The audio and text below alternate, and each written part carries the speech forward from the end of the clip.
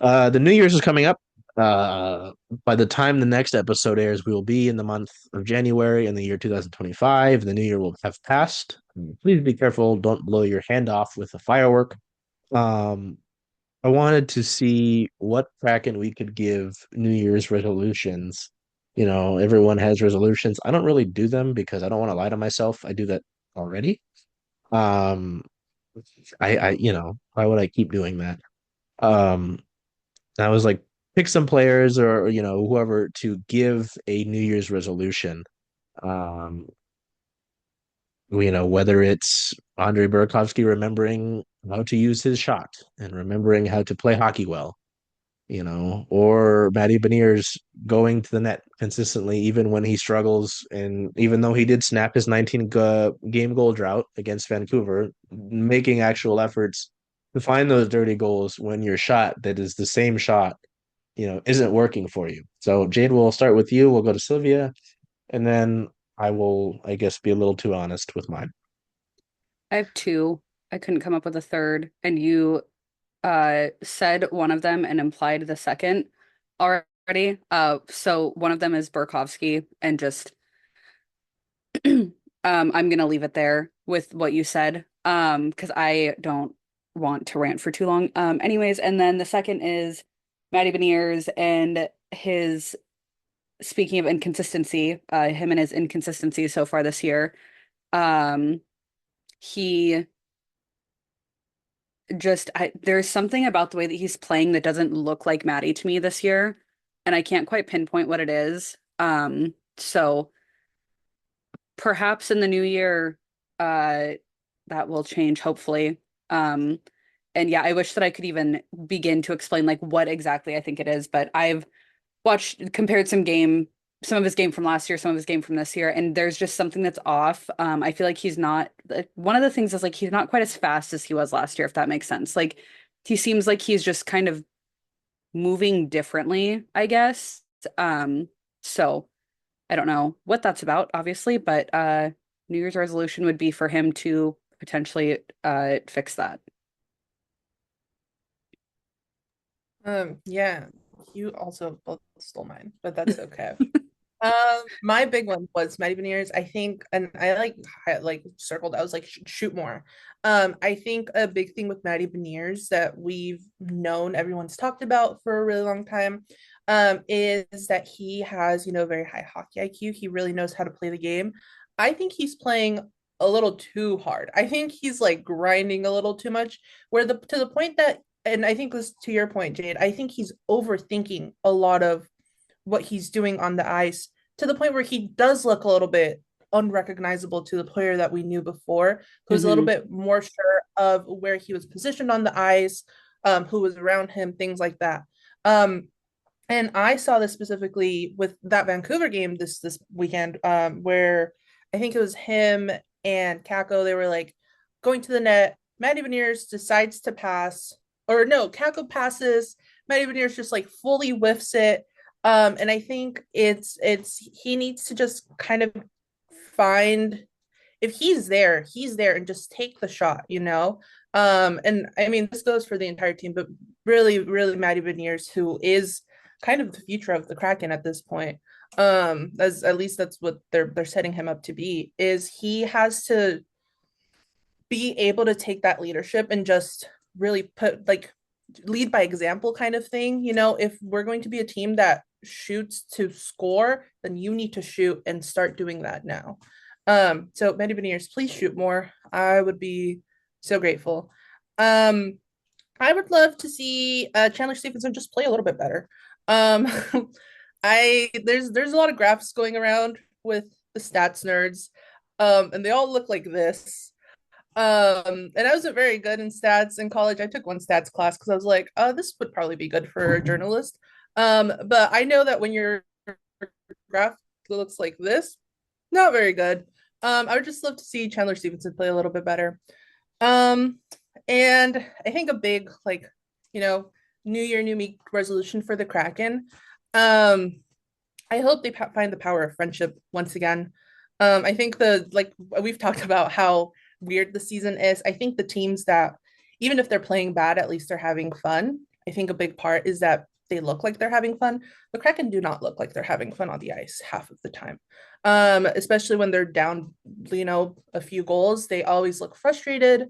If we could find once again that whimsy, um, then maybe things would will righten themselves up. That makes sense. I'm gonna rip into some players here and then talk about some team ones I want to do too, because I'm just tired of it all.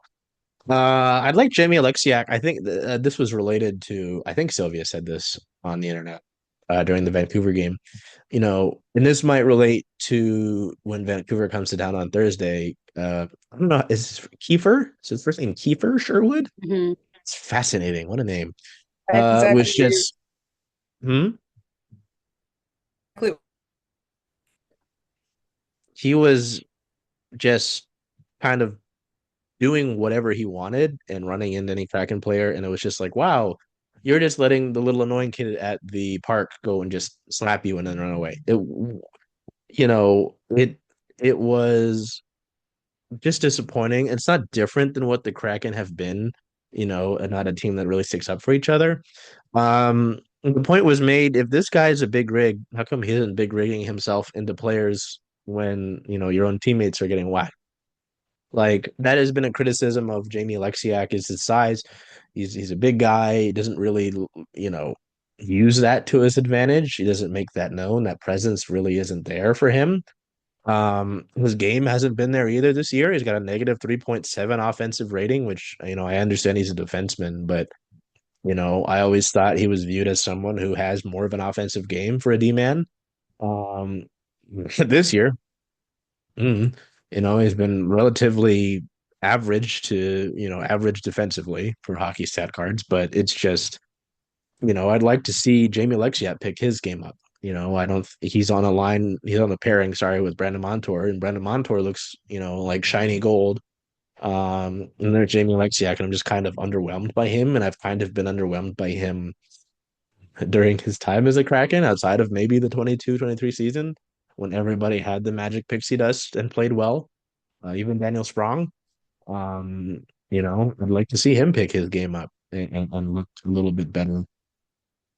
Um, I just and especially for a guy who's got this year and then next year in his contract, maybe he's a guy that I'd move if you really want to blow things up this year and retool this year, or the offseason comes and you need to shed some money because he's making money he probably shouldn't be making for the contribution that he's providing for you. Capo Caco, I'm not going to be negative to him. He's a new guy. He's here. Rangers fans are nasty and yucky. I would just like for him to. I think my New Year's resolution for him would be to, and this is not always like all on him, but to really, do his best to bond with these guys because you're moving on from a situation that wasn't so good into a new home team that says, "Hey, we do want you." It came at a price that not many of our friends liked. Um, but you just want him to be comfortable here. He got his most ice time ever, I think, in a game in that Vancouver win. He wanted more ice time. He's got it here. I'd like to see that continue. Let's see. I'd like to see Ellie Tolvanen use his shot more. I mean, he's been a guy who in Nashville was kind of criticized for his size and his physical ability, amongst other things that Nashville weirdly held against him. And one of the other things, at least when he was acquired by Seattle, everyone talked about his shot. I haven't really seen his shot all year, truthfully. Maybe I think he had a goal against Toronto when they were like already down. Um, and he might have gotten a shot through traffic. He's got a great shot. I mean, that's part of the reason I always like seeing him on the power play is because you put him on the flank and you've got a great shot there. Ideally you've got that out there. You've got Jared McCann's shot. Like that should be great, but I'd just like to see him use his shot more. I mean, he does have 8 goals in the season, which not bad. Yeah, I mean, you guys both touched on Matty Beniers playing better. That's definitely there. Jaden Schwartz. Jaden Schwartz, it's not necessarily a criticism, more of I want you to do it more. I feel like over the month of December, Jaden Schwartz has had a few just goals from like the goal line or just odd angles where he's able to put it in. That Vancouver game, just an incredible angle. I'd shoot more. I mean, if the rest of your team won't, Like to Sylvia's point about the game being even, both teams had 6 shots in the first, 9 in the second, from what I read on the NHL website. If your other teammates aren't going to do it, you take the shots, man. Like you are a guy who's won a cup. You are one of the most consistent Kraken formers or producers that I see. Someone's going to do it. And if it's going to be anybody, I'd like to see anybody do it to that point. But, you're a guy who's got 11 goals. You have shown you have that talent to score. You actually go to the net, even if you are kind of small. You're shorter than me. Um, Someone's going to do it. Yeah. So I'd echo that. I'd echo Chandler Stevenson. I'd like Jared McCann to find his more consistent form as well. Um, Jared McCann's been your best forward, whether that's points wise or whatever have you. He's leading the team in goals, but he did have this month of December that was kind of quiet for him, right? So I'd like to see him do a little bit better in that regard. Um, Team wise, yeah, I think like Sylvia talked about, with the homestand and even with talking about the intermission stuff, you got to go to the net more. You cannot keep talking about it over and over again and not do it. Then it's just performative. Oh, yes, I am going to go and lift a bunch of weights and my arms are going to be really big and sexy. I can say that all I want. If I don't do it, it doesn't matter. It's just performative. Are you doing things to be performative on the Kraken Hockey Network? Or are you trying to win hockey games? Really, which one is it? The power play. I see the power play is so fascinating because again, the Kraken power play has not been good consistently, like ever. They've been around 4 years as a franchise, so ever. Um, my point here partially is because there are fan pages, and maybe it's just misogynist men who go, "Oh, it's that Jessica Campbell. She's blah blah blah blah," or just fan pages who don't, who just kind of blame everything on coaches.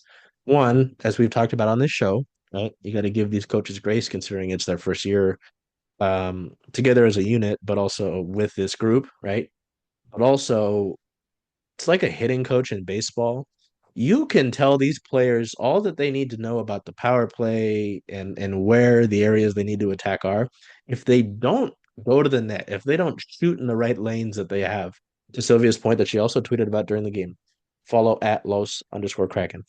Like it doesn't matter. If I don't have it.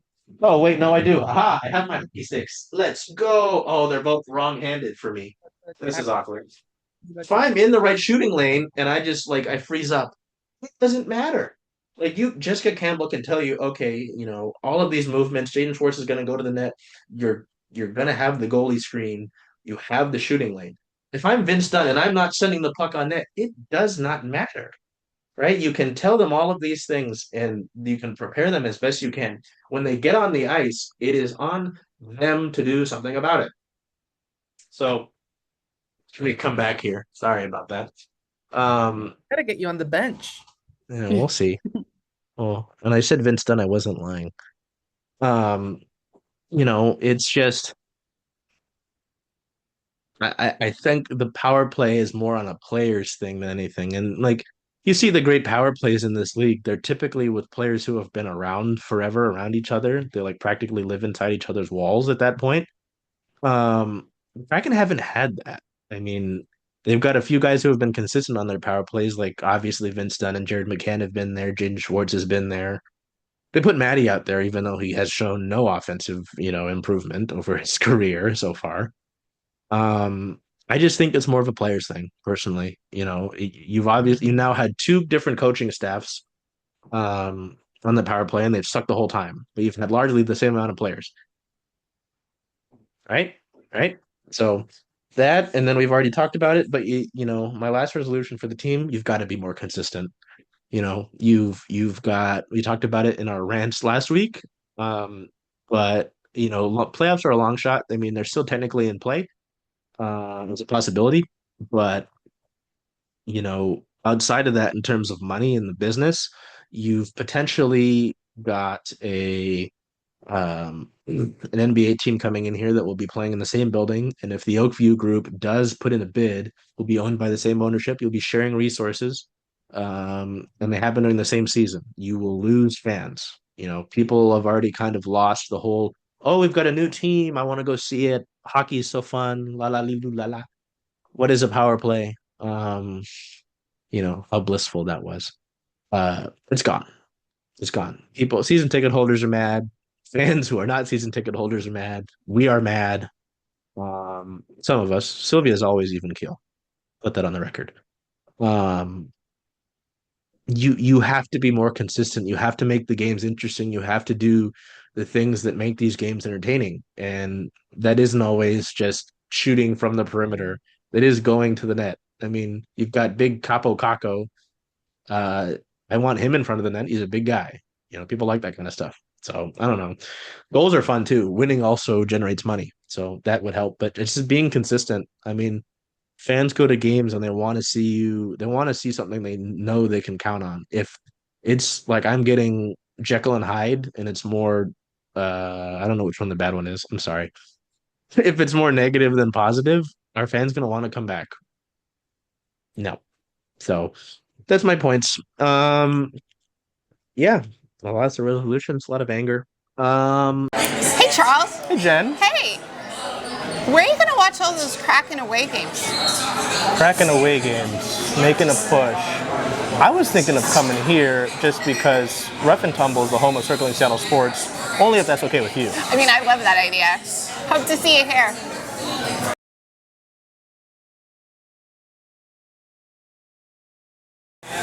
Hello there, everybody. Charles Hamaker here with Circling Seattle Sports. I'm joined by Jen Barnes of Rough and Tumble that we happen to be at right now. Yeah. Jen, why don't you talk to me a little bit about what we're announcing today, which is our partnership. I'm so excited about this. First of all, I just want to say thank you. I think all of us here at Rough and Tumble are big fans of what you and your team at Circling Seattle Sports does. And so, I know you know this, but when you came to me with this idea, it just seemed pretty natural. And it's not just me. I think a lot of people in the sports community in Seattle also really respect you and your team. So it's exciting to kind of see these two things melding together, and we're really excited to start implementing some of the things and then hopefully seeing you guys a little bit more often. Yeah, and so with what Jen says about seeing us more often, we've got a few things in the works, but you'll see watch parties here. We'd like to do a few different of our community drives, which you'll hear about here in a little bit from now. We've got to make our announcements one at a time. I can't drop everything. Not everything right. all at once. But this has been a home for a lot of our team, whether it's myself, our friend, our photographer Liz is behind the camera. Liz is here often, so our team has kind of adopted this place kind of like our own since I saw you at our soft launch. So, it's been great to have that support. And in a lot of ways, and part of the reason I wanted to do this was the Rough and Tumble embodies a lot of what Circling Seattle Sports wants to do. Obviously with women's sports, with the storm and the rain, but just being, having the game on, every game on. Yep. How much of that, did you see a line kind of even before this idea was mentioned when I first met you? I think it's always felt like that. I mean, you and your team were here on opening night, and you just feel like you're part of the space, so it felt like really natural. And the fact that you actually cover all of the sports really makes your group stand out. So you are always covering all the rain games, all the storm games. You'd have women's softball, you'd have women's basketball, you'd have women's hockey. We love it. So all of those things, and obviously passionate M's fans, passionate Hawks fans, and passionate Kraken and Sounders fans. So really, from our perspective, those two things meshed really well. So, you heard it from Jen herself, but this will be our home for all of these events, whether it's you can't make it to these games at home, we're always going to direct you to Rough and Tumble, and obviously the games on the road as well. All these, we're talking about the rain, they've got their schedule out finally, yeah, yep. But this will be our home for that. Great. The storm games on the road, this is our home. Yeah. For all intents and purposes. I love it. And when I mentioned it to Jen, when I first had this idea come up, I had this idea come up wearing a pink wig. Yes, you did. Ahead of Megan Rapinoe's final regular season home game for the Reign this past year. Yeah. I told her it's because I wanted this to feel genuine. Yep. I wanted a connection to feel genuine, and it does. Yeah. So that's what this is. Rough and Tumble is the home of Circling Seattle Sports, and I'm so excited to finally announce this partnership. I can't wait.